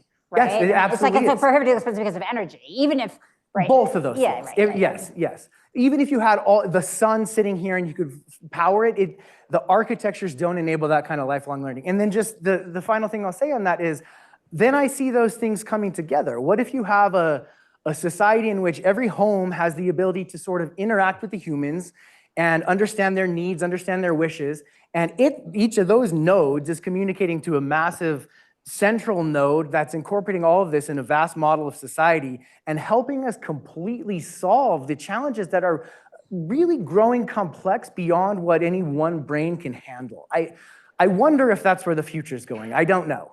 Interesting. I'm so desperate to ask more, but I'm going to stop. Eyal, you're on. Okay, this is fascinating. Thank you. But I think what you're describing is really the physics or mechanics of the brain. And for the brain, this is only means to a much higher function. Thought, imagination, decision-making, intelligence. So what do you think happens when you release your components in the wild? You mean sort of the alignment problem, and can you get them to do what humans want them to do? I don't know. I mean, yeah. I mean, all of a sudden it starts communicating with itself like a brain. We know what happens in the brain when that happens. So how do you address that? How do you even contemplate that? Well, I'm reading a book called Radical Candor. So I'll give it a try here and see if this sinks my company. But I think that's going to happen. I think these systems will become so intelligent that we don't always understand what they're doing. And I'm not sure that we will be, I'm talking 100 years in the future. Is it our job to control something that has 10,000 times more computing power than our own brain and can go 1,000,000 times faster? I don't know what that future looks like.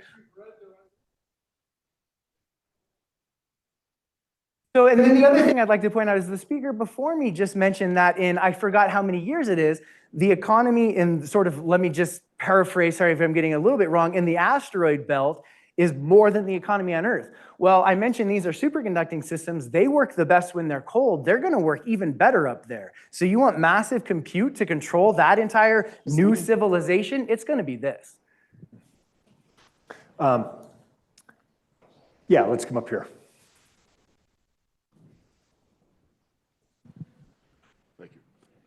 You just mentioned it, but to my knowledge, superconducting materials need to operate on the temperature on the order of 10 to 100 Kelvin, or about negative 100 to negative 200 degrees Fahrenheit, which takes a lot of energy to do that. How do y'all plan on addressing that? Well, so all the energy numbers that I stated, 200 times more energy efficient than GPUs solving the same problem, they incorporate that cooling overhead. So you basically get a factor of around 385 penalty, which means every joule you dissipate cold, you have to pay 385 times that if you're at 300 Kelvin. Okay, great, go to the asteroid belt, problem solved. But I mean, it's a serious challenge. It's something that our company is taking very seriously, but it's not insurmountable. So there are cryogenic apparatuses available commercially that can cool. The largest system we'll probably be able to build in like the next 10 years or so, and that's already available. When you go out to imagine filling this entire room, keeping that at 4 Kelvin, that requires new cryogenics, but it's the exact same kind of thing that's being developed for fusion reactors right now. So fusion reactors, okay, they get super hot, 100 million Celsius or whatever, but they have superconducting magnets, superconducting wires around them that they use to form magnets, and those all need to be cold. And so that scale of cryogenics, it exists. It's a technical challenge, but they're really engineering challenges, no new real breakthroughs. And in all of our estimates, like I said, we can sell one of these systems for, I'm talking massive system, $300 million. That includes cryogenic infrastructure. It includes the facilities, all that kind of stuff. So I guess you were talking about how these eventually are going to have the capacity of the human brain. I recently had been participating in a lab on optogenetics that is using this exact concept, but to solve dementia in mice and eventually humans. And every time they've gotten to that point where they need to interact with the neurons either end up damaged or they're unable to fire at the speed of the human neuron. I guess, have you guys gotten past that? Because not even in mice's neurons are able to fire faster than these superconductors. So where are we at? I guess, where are you at in terms of timeline, in terms of, are these going to be firing at the same speed of the average brain, let alone working, like you said, controlling multiple things at once, I guess? They're much, much faster. So biological circuitry is very complex. The real strengths of biology are nanoscale, very small systems, but the communication velocity between two neurons, I mean, it varies depending on the diameter of an axon, the wire that it's communicating across, but it's like on the order of 2 meters per second. Speed of light, 300 million meters per second. So vastly faster communication. And in terms of operations, those things, let's say their computation is, the fastest one is on the order of 1 kilohertz. That's 1,000 computations per second. We're talking about 100 gigahertz, 100 billion computations per second. So just unimaginably faster than our brains operate. But I think you were talking about something else that you said, which is that every time you go and you try and probe these neurons, you damage them. It's hard to get probes in there. It becomes hard to learn how brains work when your only test bed is the brain itself. And like I was saying, when you try to build an artifact like the brain out of existing tools, semiconductors, silicon microelectronics, it doesn't work anywhere near as well. It doesn't work in the same way, none of that.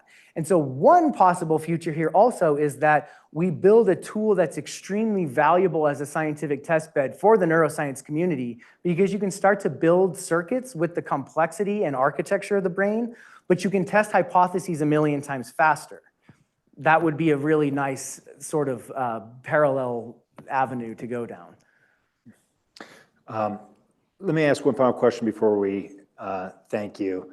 The ethical dimensions of this, Eyal highlighted some, there's others. It occurs to me that, well, I mean, you're a serious researcher, you're at NIST, I'm sure you've got access to ethicists in some capacity, but it's not typically going to be within the wherewithal of a startup to have your own ethics dedicated panel and board. Do you see a place at a university like CU to stand up a potential ethics board? And would that be the kind of thing that would be of interest for you to touch base periodically, ask some questions and get some thinking about that? I mean, absolutely, yes. Like that, it's Big huge. idea.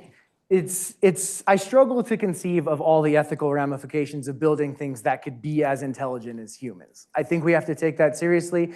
It feels a little bit almost arrogant to say, let's start doing it now, because that's assuming the success of my company, which but nevertheless, if 10 years from now we look back and we say, whoa, we just built this without even thinking about it and it worked, that's going to look a little bit foolish as well. So I think those conversations make a lot of sense. We're starting to scratch the surface there at one of the big AI companies, Anthropic. I just spoke a couple weeks ago with the person there who's in charge of what they call alignment, which means making sure that your AI models fulfill the intentions of the human designers, which is a very challenging thing, but that's starting to be related to ethics. But yes, there's definitely a place for that. CU should do it. Every other places should do it too, and we would love to have those conversations. Please help me thank Jeff Shainline. All right, our final presenter tonight, Jim, come on up, is a serial entrepreneur and a longtime friend, as Krista said, not just of Silicon Flatirons, but really of the entrepreneurial community. Jim has helped many, many entrepreneurs along the way. His company's technology comes out of the lab of Dr. Zoya Popovich. She and her students found a way to take precise temperatures within the human body, and his company is LumenAstra. Please help me welcome CEO Jim Pollock. Jim, welcome. I'm really excited to be here because I've been coming to these for 20 years since I moved to Colorado, and this is the first time I got to sit in a loge. So very excited about that. So Brad called me up and said, hey, why don't you come down and do a 7-minute pitch? So I looked through my stack of 1 minute, 2 minute, 5 minute, 10 minute, 15-minute, and 20-minute pitches. I didn't have a 7-minute pitch. So I picked a 3-minute. We're going to throw out all the business stuff and really just kind of riff a little bit on just roughly what we're doing and why we're doing it, but mostly why we're doing it and how we're doing it, and kind of the fun of doing a hard tech startup and some of the frustration with it and all that. So what we're doing is we did come out of the lab. Zoya Popovich is the inventor of this. And so it's out of a microwave lab. What we're doing is we're building a little sensor about this kind of size. You can place anywhere in your body and it will measure internal body temperature. So I put it on my forehead, we can directly measure brain temperature in real time. And one of the first rules you kind of learn when you're doing a startup is talk to customers. And then second rule is talk to more customers. Third rule, find some more customers. And so after I met Zoya, this sounded pretty interesting. After about 25 interviews with physicians, doctors, ex-Medtronic people. Here's a little tip for you. If you're trying to start a company and you want to sell to Hertz, don't go sell to Hertz first, sell to enterprise. And so what we did was we went to ex-Medtronics people and talked to a lot of them so that maybe we keep them still in our portfolio down the road. But anyway, we talked to a lot of different people, and out of that we came up with a bunch of applications. And so one of these is the Army is extremely interested in understanding heat stress, early warning of heat stress when you're out in the field. They lost a lot of soldiers in Afghanistan and Iraq to heat stress. Also clinical brain temperature management. There's several really interesting things. That's one of our first focuses is on surgery, is looking at brain temperature when you're deep cooling the brain for certain classes of surgeries. Also, there's some really powerful stuff. If we can measure, non-invasively measure the temperature of a tumor during your chemotherapy, there's some really powerful stuff that come up from that. Monitoring infants that have poor blood flow. Also fertility window monitoring, because typically there what you're trying to do is look for changes in your body temperature of a few tenths of a degree when your body temperature changes a degree or so every day anyway. So we think we got a really interesting solution for that down the road. Health and COVID showed up a lot of problems with the scanning thermometers in your forehead because it only measures skin temperature. And then finally, just generally, we think we can do even early detection of sepsis, in a hospital and all. So a lot of interesting things. So one of the first things that I learned from my first employer, Hewlett-Packard, my first boss, he said, always hire people that are smarter than you are. And so I've always followed that. It was later in life I figured out, well, then let them be smarter than you. And so that took me a little while to figure that one out. But so I'm a geek from MIT, and then about eight different early stage companies. Zoya is the inventor of this. She's a Caltech PhD. Walter, who asked the question earlier tonight that took a 5-minute answer, is 20 years he was at Seagate, director of R&D. Shane, back here in the back, Dr. Shane, graduated with a PhD from Zoya's lab and really doing some fantastic stuff with us. Artur is sitting right behind him. And basically what they've showed me is just when you get two people together, it's like having 3 or 4 people. I mean, they just really have exploded with ideas and things, and it's just really catapulted us to really moving a lot faster now. Also, always surround yourself with really good people. So we have a really good advisory team, around us and all that. So the first application we're focused on is aortic repair. That's our beachhead. And so what we're doing is when you do that, you have to deep cool the brain, because what they have to do is they have to shut off the blood supply to the brain in order to repair the aorta. And that means when you shut the blood supply off, you got 5 minutes before you do serious damage. But if you deep cool the brain, you get 20 minutes. And so the problem is, the longer you're cold, the more likely you are to die. And 17% of people die during that surgery. And there's another 66% that have some cognitive loss from it. So with our sensor directly measuring brain temperature, we can cut the surgical time by about 15 minutes, and we can lower the mortality rate, we think, by about 20%. So pretty significant. It's a great value proposition for our first thing we're going to do. And basically, aortic repair is a small niche market, but gets us started. There's general patient cooling in ICUs. There's patient warming. And there's also, we're talking to have some serious conversation in the consumer thermometry market, because there still is no way to really truly measure internal temperature and all. So a lot of interesting markets there. Thank goodness for the NSF and NIH and the Army, because we are doing something that's hard to do.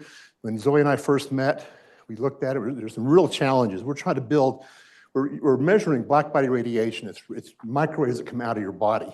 Everything in the universe generates these, but it's really small. And so you all seen Spinal Tap? They turn the amplifier to 11. You go around to 11 again, 11 again, and we do that until we reach somewhere on the order of about 1 million amplification times. And so we're amplifying everything. And so there's a big challenge in that. We knew it was going to take time. Zoya said, Jim, I think it's going to take us 2 years to where we can get something that's a product. And I said, I'm a startup guy. We'll get this done sooner than that. That was 3.5 years ago. But NSF, and they came to our rescue. So we've raised $1.5 million for the lab to continue. We're using them kind of as an R&D center that we can keep doing things for the future. And we've raised about 3.1 million in non-dilutive grants ourselves, with $1 million from NSF, $1.5 million from the Army, the state of Colorado. So all these things have been just really, really important to us to get there. And basically just give you a little bit of an idea of the progress we've made. When we started this thing, this is our first prototype. It's a 2x4 with components on it. It's really uncomfortable when you glue it to your forehead. Just for size comparison, the credit card and the quarter, these are all true to scale here. So then from that first 2x4, we got a smaller board, still smaller. They came out with one even smaller than that, and starting to get down to a little circular kind of format and all that. This is summer last year. Then we came out with one here's about 1 inch by 4 inch, and now we've got a little 1 by 3 inch that Shane and Artur are testing this week, as a matter of fact. But what's interesting out of this is if you take that quarter I showed you, there's a little tiny chip next to Washington's nose that's 2 millimeters. One of Zoya's students actually took one of our designs at one point and actually made a chip, so a little mimic. And we think we can get everything that's on that 2x4 a little bit more in that little 2 millimeter chip. And one of our problems is when we're amplifying things 500,000, 1 million times, we're listening at low gigahertz, and we're sitting right next to GPS signals, microwave ovens, cell phones, everything out there has strong signals right around us. And so we have to get rid of all that external noise. It's much bigger than the signals we're trying to measure. And so when Zoe and I started the company, we figured we had we figured 20% chance we'd pull this off. And then one night she called me up right after this chip got made. Said, we just measured the chip. It's really quiet. And that's when we said, okay, we got up to about 80-20 now. We think we can pull this thing off. So that's, as you can see, it's a little 2 millimeter chip. And ideally what we want to do is get down to about a 1-inch size that can be a stick-on for patients or for the military out in the field. And we're also looking at some consumer applications for it there. And one of the first interviews I did that convinced us that we really had something here was we talked to this John Mehal, who's a cardiothoracic surgeon. And when we told him what we're doing, he said, well, first he said, you can do what? And we said, we can measure brain temperature in real time. He said, well, I'm not sure what the brain's supposed to be, temperature, but I think we can figure that out. He says, do you know what you have here? And I said, no, not really. And he said that basically for him, he sees that cooling, that deep cooling they have to do. And so he says, if you can build these things for under $500 a piece, well, just send me a box and we'll start using them tomorrow. And so that's ultimately where we end up coming up with our first foundation here. So pretty much any cardiothoracic surgeon we talk to just says, can you send me some? We say, not quite yet. Then how can I help? Can we do a preclinical study with you and all? So what's really fun about this, we're doing something, we got a good team. And to me, what's really fun about doing a startup is the opportunity to solve a significant problem that actually has some impact. And we think we can do that. And second, the real fun part of it is building that team. And there's just nothing more exciting than these guys that we've hired, the people we've put together, and seeing them come together and see the things they do. And that is just so much fun. I've always believed that I enjoy going from zero to something a lot more than something to something else. I probably would have made more money if I'd done a few more something else's. But that getting it started and starting where there's a challenge that nobody else has done is really impactful and a lot of fun to do. And we're on to something that's really going to make a difference in the world out there. So, thank you for that. Yeah.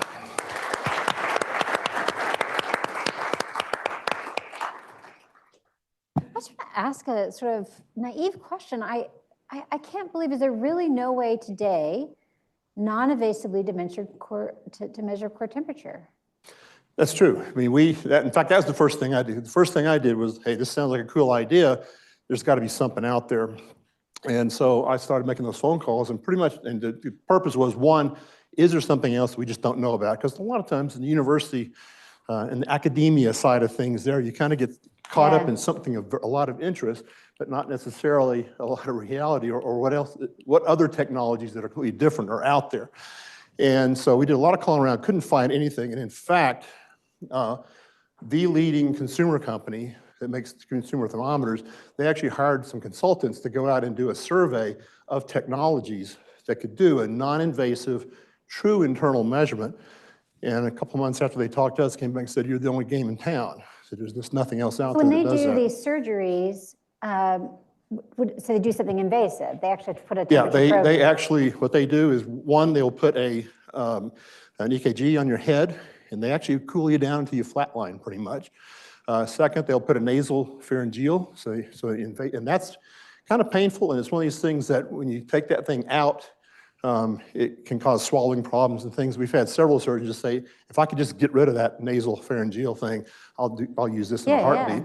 And then they use bladder temperature, and those are all surrogates for the brain. Right. And then what they do is they wait until those reach target safe temperature, then they wait an extra 10 to 15 minutes, assuming that the brain will get there. How are you saving 15 minutes? Can you just, like you said on the aortic surgery, you actually save 15 minutes? Is that because they don't have to wait? Because they don't have to wait. They know exactly when they hit target temperature, which may have even been before the other devices got there. Sorry, just one last question. Yeah. Have you done any clinical trials yet?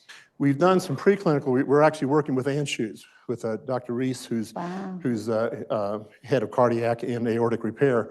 And so we've actually taken a couple of units over and just done a couple to see, one, just what it's like, how much real estate is there available in the head of these patients, because they're basically getting major surgery while they're doing this. And also, since we're a surgical theater has tremendous number of sources of electromagnetic noise and stuff. So part we were in there was just to see, what's that like? We took spectrum analyzers over just to measure what the background radiation And it was stuff okay, the is. background didn't It's affect not, the it's not sensor? okay, but we'll figure it out. We're figuring it out. And when somebody 4 rooms down turns on an ablation knife, that pretty much wipes out everything in the building, so Okay. there's some interesting stuff there, yeah. Go up to Doug. See that, well, that's really interesting is one, people always talk about your core body temperature. As it turns out, pretty much any doctor you talk to says that's a myth. 98.6 is a myth. Everybody has different temperatures and different parts of your body are at different temperatures at a time. The brain is actually a heat engine. So it generates its own heat from metabolism and it uses the corpus blood as the sink to cool it. So it actually runs half a degree or degree warmer than the rest of your body. So, and then when you get infections and things, you'll start seeing localized temperature changes. So what we have kind of gotten into is targeted temperatures, because we can actually measure a muscle group, a tumor temperature, which is extremely important in the future. So we can actually look at specific locations and measure that temperature.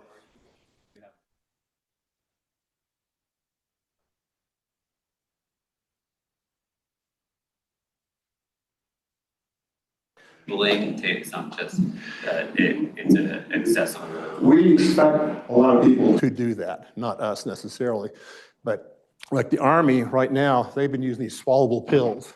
And so you swallow it, and for somewhere between a couple of minutes and a couple of hours, they never know how long it's in your system, you'll get an internal temperature. They usually don't reuse those afterwards. and so we know they're trying to figure out what are all the correlations. We're talking to sports people that do bicycle racing. They want to know, like, your major muscle groups, how much do you want to warm them up before you go do a sprint or a long race? So we're going to see a lot of people figuring out, because no one really knows what those internal temperatures are right now, because we're used to just thinking, if you're above 98.6, you're sick, and if you're below that, well, you're probably sick too. So this is kind of an opportunity to really start to understand what things are. And that's where we think, like sepsis, being able to monitor an actual incision location inside and maybe see early signs of temperature. And the whole thing about temperature management is just freaking fascinating. We've talked, basically what I say is I'm a double E and I'm working on my amateur MD, as we're learning this stuff. But the whole temperature management of your body is just freaking amazing. It's incredibly complicated, and we think we may be able to contribute to that body of research also. Go back there and then we'll come up here. Are you able to take these talk last three about, questions? Go ahead. Yep. Can you talk about the mechanism for the sensor? How does the sensor work? What's the physical principle? And also directionality. Is it sensitive in only one direction? Yeah, so basically what we are is a wearable radio telescope. Obviously a little bit smaller than ones you see in Connecticut and places like that. But the idea is we're picking up small microwaves, just like microwaves from a star converted to temperature. We're doing the same thing.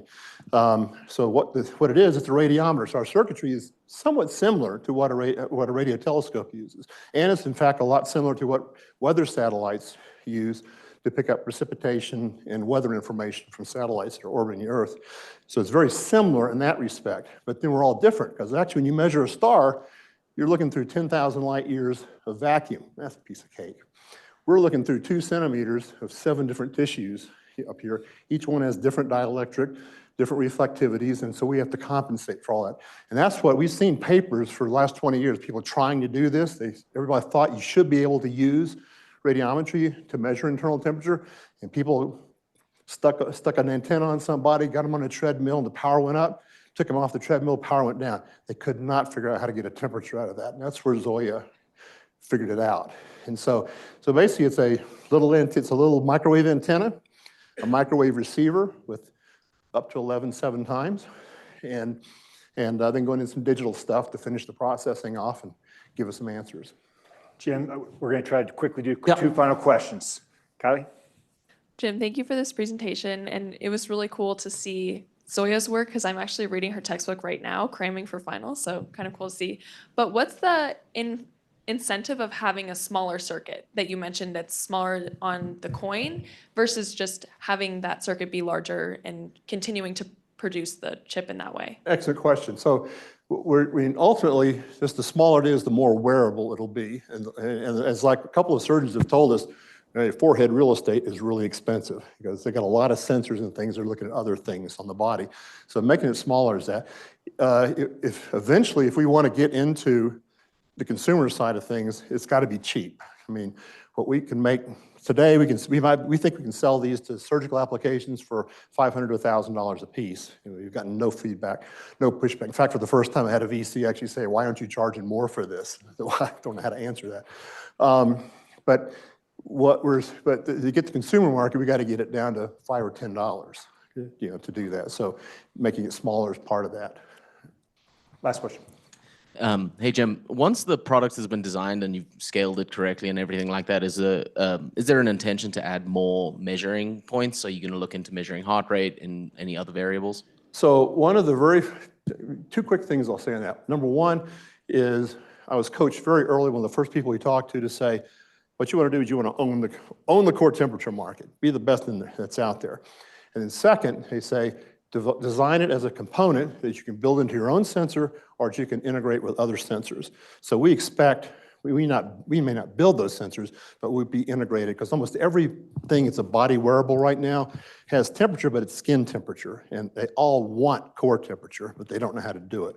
So we think we'll definitely be with other things. And the other thing I'll just say is in the general startup kind of mode, I was also criticized early on to say, I wouldn't do a startup company with only one sensor. And my thought is, hey, once we get, and this always happens, once you get immersed in a market, you start finding out stuff. Every doctor we talk to says, wow, that's really cool, you can do this.